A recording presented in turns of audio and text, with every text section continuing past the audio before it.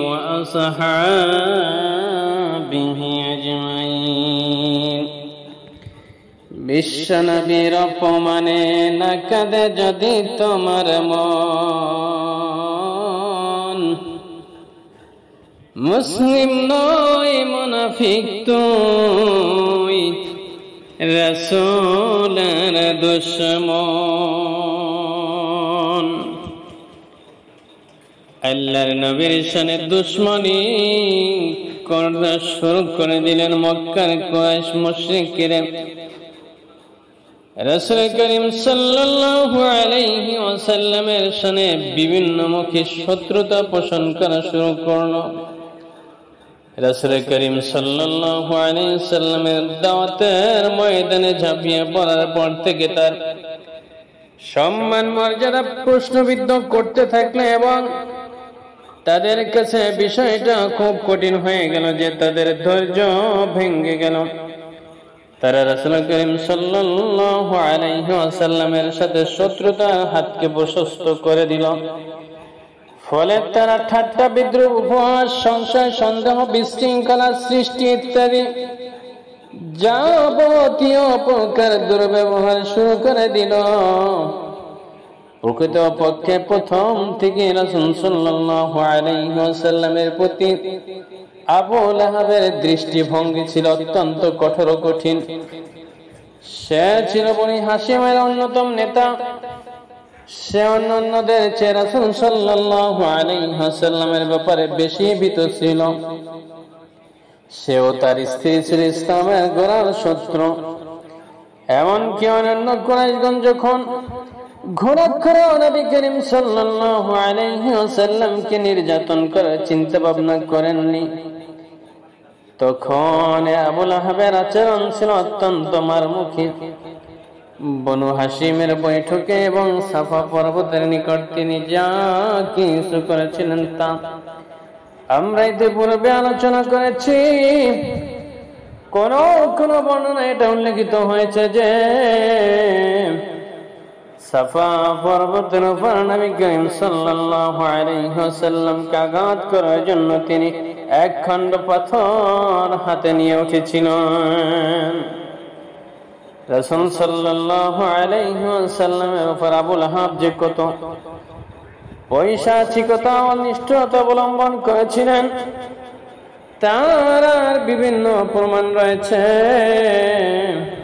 তার মধ্যে অন্যতম হচ্ছে তার ছেলে রাসূল সাল্লাল্লাহু আলাইহি ওয়াসাল্লামের মেয়ের মধ্যকার বিবাহ সম্পর্ক শেষ। নবুয়ত প্রাপ্তির পূর্বে রাসূল করিম সাল্লাল্লাহু আলাইহি ওয়াসাল্লামের দু মেয়ের সঙ্গে আবু লাহাব তার দু ছেলে বিবাহ দিয়েছিলেন, কিন্তু নবুয়ত প্রাপ্তির পর অত্যন্ত নিষ্ঠুরতা ও নির্যাতনের মাধ্যমে তিনি তার দু ছেলেরই বিবাহ বিচ্ছেদ ঘটিয়ে দেন। তার পাশাপাশি তার আরো একটি ঘটনা হচ্ছে নবী করিম সাল্লাল্লাহু আলাইহি ওয়াসাল্লামের পুত্র আব্দুল্লাহ যখন মারা যান তখন তিনি অর্থাৎ আবু লাহাব উল্লাসে ফেটে পড়েন। টক বগিয়ে দৌড়াতে তার বন্ধু বান্ধবগণের নিকটে দুঃসংবাদ শুভ সংবাদ রূপে পরিবেশন করে যে মুহাম্মদ সাল্লাল্লাহু আলাইহি ওয়াসাল্লাম লেসকাটা অর্থাৎ পুত্রহীন হয়েছে। অধিকাংশ এতো পূর্বে আলোচনা প্রসঙ্গে উল্লেখিত হয়েছে যে হজের মৌসুমে আবু লাহাব নবী করিম সাল্লাল্লাহু আলাইহি ওয়াসাল্লামকে মিথ্যা প্রতিপন্ন করার উদ্দেশ্যে বাজার ও গণজমায়েত তার পিছনে লেগে থাকতেন এবং জনতার মাঝে অপপ্রচার চালাতেন। তারিক বিন আব্দুল্লাহ মুহারিবের বর্ণনায় জানা যায় যে এক ব্যক্তি নবী করিম সাল্লাল্লাহু আলাইহি ওয়াসাল্লামকে শুধু মাত্র মিথ্যা প্রতিপন্ন করার চেষ্টা চালিয়ে ক্ষান্ত হননি, বরং কোন কোন সময় তিনি নবী করিম সাল্লাল্লাহু আলাইহি ওয়াসাল্লামকে লক্ষ্য করে পাথর নিক্ষেপ করতেন, যার ফলে তার পায়ের গোড়ালি পর্যন্ত রক্তাক্ত হয়ে যেত। আবু লাহাবের স্ত্রী উম্মে জামিল, যার নাম আরওয়া, ছিলেন হারব বিন উমাইয়ার কন্যা আবু সুফিয়ানের বোন। নবী করিম সাল্লাল্লাহু আলাইহি ওয়াসাল্লামের প্রতি অত্যাচার ও জুলুম নির্যাতনে তিনি ছিলেন স্বামীর যোগ্য অংশীদারিণী।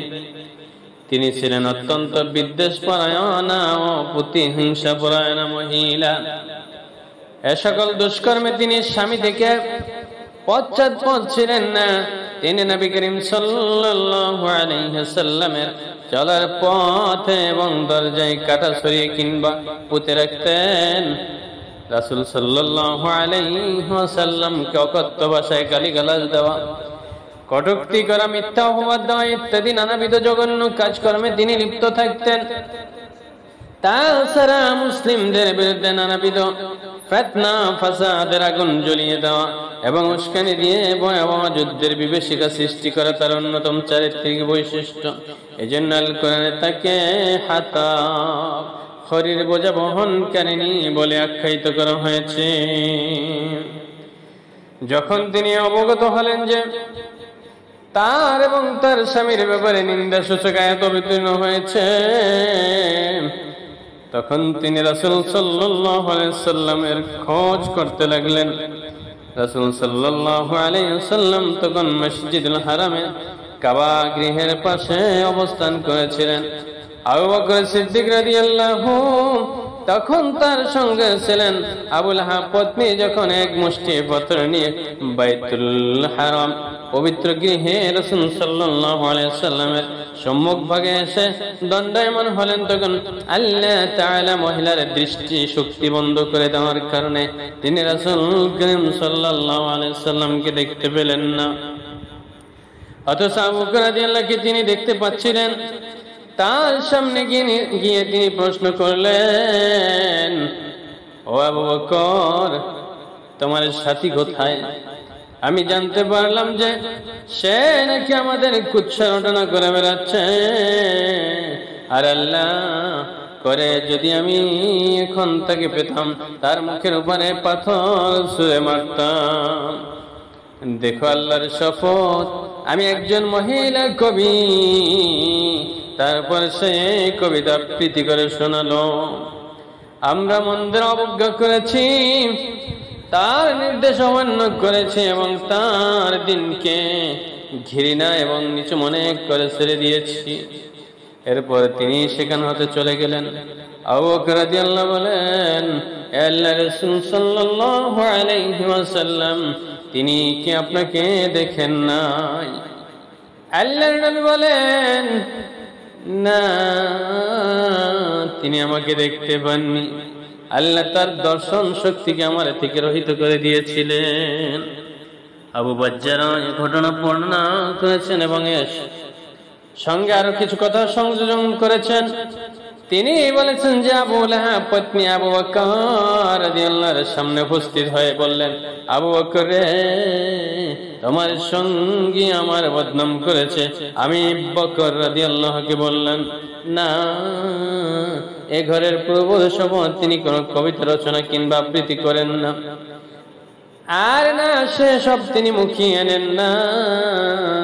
তিনি বলেন, তুমি সত্যই বলেছ। এসব সত্য আবু লাহাব সেই সব লোমহর্ষক ঘটনাবলী ঘটিয়ে চলছিলেন, যদিও তিনি ছিলেন রাসূল সাল্লাল্লাহু আলাইহি ওয়াসাল্লামের চাচা ও প্রতিবেশী। উভয়ের ঘরে ছিল পাশাপাশি এবং লাগালাগি। এভাবে তার অন্যান্য প্রতিবেশীগণ তার উপর নির্যাতন চালাতেন। ইবনে ইসহাকের বর্ণনা রয়েছে যে সকল লোকজনেরা নবী করিম সাল্লাল্লাহু আলাইহি ওয়াসাল্লামকে তার বাড়িতে জ্বালা যন্ত্রণা দিতেন। তাদের নেতৃত্ব দিতেন আবু লাহাব, হাকাম বিন আবি আজ বিন উমাইয়া, উকবা বিন আবি মুআইয়া, আদি বিন হামারা শাকাফি, ইবনুল আসাদ হুজালি। এরা সকলেই ছিলেন তার প্রতিবেশী, অর্থাৎ নবী করিম সাল্লাল্লাহু আলাইহি ওয়াসাল্লামের প্রতিবেশী। এদের মধ্যে হাকাম বিন আবি নাস ব্যতীত কেউ ইসলাম গ্রহণ করেন নাই। রাসূল সাল্লাল্লাহু আলাইহি ওয়াসাল্লামের উপর তাদের জুলুম নির্যাতনের ধারণা ছিল এরূপ। তিনি যখন সালাতরত হতেন তখন ছাগলের নারী ভুঁড়ি অমল মূত্র এমন ভাবে লক্ষ্য করে নিক্ষেপ করা হতো যে তা গিয়ে পড়তো তার উপর। উনুনের উপর হাড়ি পাতিল চাপিয়ে রান্না বান্না করার সময় এমন ভাবে আবর্জনা নিক্ষেপ করা হতো যে তা গিয়ে পড়তো হাড়ি পাতিলের উপর। তাদের থেকে নিষ্কৃতি লাভের মাধ্যমে তিনি নিবিষ্ট চিত্তে সালাত আদায়ের উদ্দেশ্যে তিনি একটি পৃথক মাটির ঘর তৈরি করে নিয়েছিলেন। যখন তার উপরে সকল আবর্জনা নিক্ষেপ করা হতো তখন সেগুলো নিয়ে বেরিয়ে দরজায় খাড়া হতেন এবং তাদের ডাক দিয়ে বলতেন, ওহে আব্দে মানব, প্রতিবেশীর সঙ্গে প্রতিবেশীরে কেমন আচরণ। তারপর আবর্জনা স্তূপে নিক্ষেপ করে আসতেন। উকবা বিন আবি মুআত্তা আরো দৃষ্ট প্রকৃতি এবং প্রতিহিংসা পরায়ণ ছিলেন। সহিহ বুখারীতে আব্দুল্লাহ বিন মাসউদ রাদিয়াল্লাহু তাআলা আনহু থেকে বর্ণিত আছে যে একদা নবী করিম সাল্লাল্লাহু আলাইহি ওয়াসাল্লাম বাইতুল্লাহর পাশে সালাত আদায় করেছিলেন। এমত অবস্থায় আবু জাহেল এবং তার বন্ধুবর্গ সেখানে উপস্থিত ছিলেন। এদের মধ্যে কোন এক ব্যক্তি অন্যদের লক্ষ্য করে বললেন, কে বলেছো যে অমুকের বাড়ি থেকে উঠে ঘুরিয়ে আনবে এবং মুহাম্মদ যখন সালাতরত অবস্থায় শেষ হয়ে যাবে তখন তার পিঠের উপর ভুঁড়িটি চাপিয়ে দিবেন। ওই সময় আরববাসীগণের মধ্যে নিকৃষ্টতম ব্যক্তি উকবা বিন আবি মুআত্তা উঠলো এবং কথিত ভুঁড়িটি নিয়ে এসে অপেক্ষা করতে থাকলো। যখন নবী করিম সাল্লাল্লাহু আলাইহি ওয়াসাল্লাম সিজদায় গেলেন তখন সেই দু চার নরাধম ভুঁড়িটি নিয়ে গিয়ে তার পিঠের উপরে চাপিয়ে দিল। আমি সব কিছুই দেখেছিলাম, কিন্তু কোনো কিছু করার ক্ষমতা আমার ছিল না। হায় যদি আমার মধ্যে তাকে বাঁচানোর কোনো ক্ষমতা থাকতো। আব্দুল্লাহ বিন মাসউদ বলেন, এরপর তারা দানবী আনন্দ ও উত্তেজনায় পরস্পরের গায়ে ডলাডলি পারাপারি করে মাতামাতি শুরু করে দিল। মনে হলো ওদের জন্য এর চেয়ে বড় আনন্দের ব্যাপার আর কিছু হতে পারে না। হায় আফসোস, যদি তারা একটু বুঝতো যে সর্বনাশের পথে তারা বেছে নিয়েছে। এদিকে আর বাচিনের দল যখন দানবী আনন্দ নারকীয় কার্যকলাপে লিপ্ত ছিল তখন দুনিয়ার সর্বযুগের সর্বশ্রেষ্ঠ মানব মহানবী হযরত মুহাম্মদুর রাসূলুল্লাহ সাল্লাল্লাহু আলাইহি সাল্লাম সিজদারত অবস্থায় বেহেশতি আবে হায়াত পানি বিভোর ছিলেন। কি অদ্ভুত বৈপরীত্য! নবী তানিয়া ফাতেমা রাদিয়াল্লাহু এ দুঃসংবাদ প্রাপ্ত হয় দ্রুত সেখানে আগমন করে এবং বুড়ি সরিয়ে পিতাকে তার নিজ থেকে উদ্ধার করেন। তারপর রাসূল সাল্লাল্লাহু আলাইহি ওয়াসাল্লাম শিরোত্তোলন করে তিনবার বললেন, আল্লাহুম্মা আলাইকা বিকুরাই, হে আল্লাহ এই কুরাইশদেরকে পাকড়াও করো। যখন তিনি আল্লাহর নিকটে আরজ পেশ করলেন তখন তাদের মধ্যে কিছুটা অসুবিধা বোধের সৃষ্টি হলো এবং তারা বিচলিত হয়ে পড়ল, কারণ তাদের এ বিশ্বাস ছিল যে শহরের মধ্যে প্রার্থনা কবুল হয়ে থাকে। তারপরে তিনি নাম ধরে কয়েকজনের বিরুদ্ধে অভিযোগ আরজি পেশ করলেন, হে আল্লাহ আবু জেহেল, উতবা বিন রাবিয়া, শাইবা বিন রাবিয়াকে, ওয়ালিদ বিন উতবাকে, উমাইয়া বিন খালদ এবং উকবা বিন মুআত্তাকে পাকড়াও করো। রাসূল সাল্লাল্লাহু আলাইহি সাল্লাম সপ্তম জনের নাম বলেছেন, কিন্তু বর্ণনাকারী তার স্মরণ নেই। ইবনে মাসউদ রাদিয়াল্লাহু বলেছেন, সেই সত্তার শপথ যার হাতে রয়েছে আমার জীবন। এই অবস্থার প্রেক্ষাপটে রাসূল সাল্লাল্লাহু আলাইহি সাল্লাম যাদের নামে আরজি পেশ করেছিলেন বদর যুদ্ধে নিহত হয়ে ক্রিয়ার মধ্যে পতিত অবস্থায় আমি তাদের সকলকে দেখেছি। অর্থাৎ আল্লাহর নবী যাদের বিরুদ্ধে বদদুয়া করেছিলেন সকলেই বদরের যুদ্ধে মারা যায়, এমনকি তারা কুয়ার মধ্যে পড়ে থাকে। উমাইয়া বিন খালফের এরকম এক স্বভাব হয়ে গেছিল যে যখন সে রাসূল সাল্লাল্লাহু আলাইহি সাল্লামকে দেখত তখনই তাকে ভর্ৎসনা করতে এবং অভিশাপ দিত। এই প্রকৃতিতে আল্লাহ তাআলা আয়াতে কারিমা অবতীর্ণ করেন, ওয়াইলুল লিকুল্লি হুমাজাতিল লুমাজা, প্রত্যেক অভিশপ্তকারী, ভর্ৎসনাকারী এবং অন্যায়কারীর জন্য রয়েছে ধ্বংস। ইবনে হিশাম বলেন যে হুমাজা ওই ব্যক্তি যে প্রকাশ্য অশ্লীল বা অশালীন কথাবার্তা বলে ও চক্ষু বাঁকা টেরা করে ইশারা ইঙ্গিত করে, এবং লুমাজা ওই ব্যক্তি যে অগোচর লোকের নিন্দা বা বদনাম করে ও তাদের কষ্ট দেয়। উমাইয়ার ভাই উবাই ইবনে খালফ উকবা বিন আবি মুআতের অন্তরঙ্গ বন্ধু ছিলেন। এক দফা উকবা নবী করিম সাল্লাল্লাহু আলাইহি সাল্লামের নিকট বসে কিছু শুনল। উবাই এই কথা জানতে পেরে তাকে খুব ধমক দিল, তার নিন্দা করলো, তার নিকট অত্যন্ত কঠোরতার সঙ্গে কৈফিয়ত তলব করলো এবং বলল যে তুমি গিয়ে মুহাম্মাদুর রাসূলুল্লাহ সাল্লাল্লাহু আলাইহি সাল্লামের মুখে থুতু নিক্ষেপ করে এসো। শেষ পর্যন্ত উকবা তাই করলো। উবাই বিন খালফ নিজে একবার মরা পচা হাড় নিয়ে তা চূর্ণ করে এবং জোরে ফু দিয়ে তা রাসূল সাল্লাল্লাহু আলাইহি সাল্লামের দিকে দৌড়ে দেয়। রাসূল সাল্লাল্লাহু আলাইহি সাল্লামকে নির্যাতনকারী দলের মধ্যে যারা ছিল তাদের অন্যতম হচ্ছেন আখনাস বিন শারিক সাকাফি। আল কোরআনে তার 9টি বৈশিষ্ট্যের কথা বর্ণনা হয়েছে। এর মাধ্যমে তার মন মানসিকতা ও কাজকর্ম সম্পর্কে অবগত হওয়া যায়। আল্লাহ তাআলা ইরশাদ করেন, তুমি তার অনুসরণ করো না যে বেশি বেশি কসম খায় আর যে বারবার মিথ্যা কসম খাওয়ার কারণে মানুষের কাছে লাঞ্ছিত হয়, যে পশ্চাতে নিন্দা করে, একের কথা অপরের কাছে লাগিয়ে ফিরে, যে ভালো কাজে বাধা দেয়, সীমা লঙ্ঘনকারী পাপিষ্ঠ, কঠোর স্বভাব, তার উপরে আবার কুখ্যাত। আবু জাহাল কখনো কখনো রাসূল সাল্লাল্লাহু আলাইহি ওয়াসাল্লামের নিকট এসে কোরআন শ্রবণ করত, কিন্তু তার সে শ্রবণ ছিল নেহায়াত একটি মামুলি ব্যাপার। তার শ্রবণের মূলে আন্তরিক বিশ্বাস আদম কিংবা আনুগত্য কোনো প্রশ্নই ছিল না। সেটাকে কিছুটা যেন তার উদ্ভট খেয়াল বলা যেতে পারে।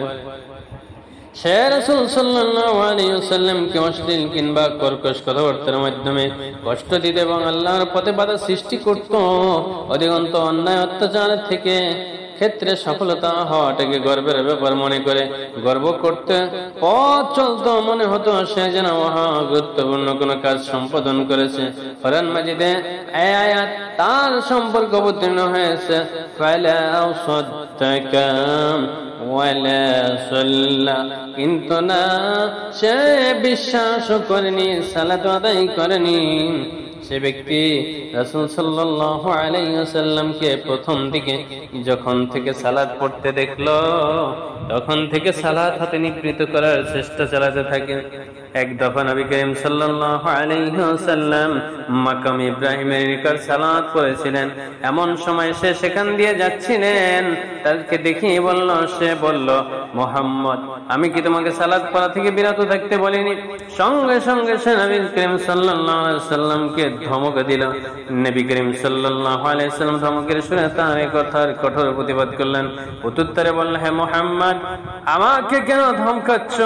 আল্লাহর শপথ, দেখো এই উপত্যকায় অর্থাৎ মক্কায় আমার বৈঠকে সবচেয়ে বড়। তার উক্তির পক্ষে আল্লাহ তাআলা এই আয়াত অবতীর্ণ করেন, ফালিয়াদু নাদিয়া, কাজী সে তার সভাসদদের ডাকুক। এক বর্ণনায় আছে যে রাসূল সাল্লাল্লাহু আলাইহি ওয়াসাল্লাম তার জামানায় বুকের অংশে ধরে জোরে হেসকা একটা টান দিলেন এবং এই আয়াতে কারিমা পাঠ করলেন, আওলা লাকা ফাউলা সুম্মা আওলা লাকা ফাউলা, দুর্ভোগ তোমার জন্য, দুর্ভোগ তারপর তোমার জন্য, দুর্ভোগের উপর দুর্ভোগ। এই পরিপ্রেক্ষিতে আল্লাহর সেই শত্রু বলতে লাগলো, হে মুহাম্মদ, তুমি আমাকে ধমক দিচ্ছ। আল্লাহর শপথ, তুমিও তোমার প্রতিপালক আমার কিছুই করতে পারবে না। আমি মক্কার পর্বতের মধ্যে বিচরণকারীদের মধ্যে সবচেয়ে মর্যাদা সম্পন্ন ব্যক্তি। তার এই আশার এবং উৎকট অহমিকা প্রকাশের পর আবু জাহাল সে সব থেকে নিবৃত হলো না, বরং তার অন্যায় আচরণে উত্তর বৃদ্ধি পেয়ে চলল। যেমনটি সহিহ মুসলিমে আবু হুরায়রা রাদিয়াল্লাহু তাআলা আনহু কর্তৃক বর্ণিত হয়েছে, তিনি বলেছেন যে এক দফা আবু জাহেল কুরাইশ প্রধানদের লক্ষ্য করে বললেন, আপনাদের সম্মুখে মুহাম্মদ সাল্লাল্লাহু আলাইহি ওয়াসাল্লাম কি স্বীয় মুখমণ্ডলকে ধুলায় লাগিয়ে রাখেন? উত্তরে বলল, হ্যাঁ। এরপর সে অস্ফলন করে বলল, লাত উজ্জার কসম, যদি আমি এটাকে পুনরায় সে অবস্থায় সালাতরত অবস্থায় দেখি, তাহলে গ্রীবা পদতলে পিষ্ট করে ফেলবো এবং মুখমণ্ডল মাটির সঙ্গে আচ্ছা করে ঘর্ষণ দিয়ে মজা দেখিয়ে দিব। কিছুদিন পর ঘটনাক্রমে একদিন সে রাসূল সাল্লাল্লাহু আলাইহি ওয়াসাল্লামকে সালাত পড়তে দেখে এবং কুরাইশ প্রধানদের নিকটে স্বঘোষিত সংকল্প কার্যকর করার উদ্দেশ্যে অগ্রসর হতে থাকে। কিন্তু আকস্মিক ভাবে পরিকল্পিত হলো যে অগ্রসর হওয়ার পরিবর্তে সে পশ্চাৎপদ শুরু করেছে এবং আত্মরক্ষার জন্য অত্যন্ত দ্রুততার সঙ্গে দু হাত নাড়াচাড়া করে কি যেন এড়ানোর প্রাণপণ প্রচেষ্টা চালিয়ে যাচ্ছে। অবস্থিত লোকজন জিজ্ঞেস করলো, আবু হাকাম, তোমার কি এমন হলো যে তুমি অমন ধারা ব্যস্ততায় লিপ্ত হয়ে পড়লে? সে উত্তর করলো, আমার এবং তার মধ্যে আগুনের এক গর্ত রয়েছে, ভয়াবহ বিভীষিকাময় ও ভীতপ্রবদ শিকল রয়েছে। রাসূল সাল্লাল্লাহু আলাইহি ওয়াসাল্লাম ইরশাদ করেছেন, সে যদি আমার নিকট যেত তবে ফেরেশতাগণ তার এক একটা অঙ্গ উঠিয়ে নিয়ে যেতেন। উল্লেখিত বর্ণনা হচ্ছে, মুশরিকগণের ধারণা করত তার আল্লাহর বান্দা এবং তার হারামের অধিবাসী মুসলমান এবং নবী করিম সাল্লাল্লাহু আলাইহি ওয়াসাল্লামের উপরে যেভাবে অবর্ণনীয় অন্যায় অত্যাচার উৎপীড়ন চালিয়ে আসছিল তার সংক্ষিপ্ত চিত্র হলো এটা। এরকম ভয়াবহ সংকটময় অবস্থায় এমন যথাচিত পদক্ষেপ গ্রহণ করা জরুরি ছিল, যার মাধ্যমে মুসলমান মুশরিকদের পরিচিত অত্যাচার হতে রেহাই পেতে পারে। অথবা তিনি দুটি হিকমতপূর্ণ সিদ্ধান্ত গ্রহণ করলেন, যাতে করে সহজ পন্থায় দাওয়াতি কাজ চালানো যায় এবং অভিষ্ট লক্ষ্যে পৌঁছা যায়। সিদ্ধান্ত দুটি হলো এই, রাসূল করিম সাল্লাল্লাহু আলাইহি ওয়াসাল্লাম আরকাম বিন আবিল আরকাম মুখজুমের বাড়িতে দাওয়াতি কর্মকাণ্ড পরিচালনা এবং শিক্ষা প্রশিক্ষণের কেন্দ্র হিসেবে মনোনীত করলেন। নবদীক্ষিত মুসলমানদেরকে হাবশায় হিজরত করার আদেশ করেন, যাতে করে অন্যায় অত্যাচার অবিচার থেকে তারা মুক্তি পেয়ে রাসূল সাল্লাল্লাহু আলাইহি ওয়াসাল্লামের আদর্শে অনুসৃত হয়, তারা যাতে রাসূল করিম সাল্লাল্লাহু আলাইহি ওয়াসাল্লামের উপর দৃঢ়ভাবে থাকতে পারে। বন্ধুরা আমার, ভাইরা আমার, আল্লাহর নবী জীবনে কত কষ্ট করলেন দিনের জন্য, আর আমরা মুসলমান আল্লাহর নবীর এই কষ্টের দিনকে ভুলে যাচ্ছি। নবী করিম সাল্লাল্লাহু আলাইহি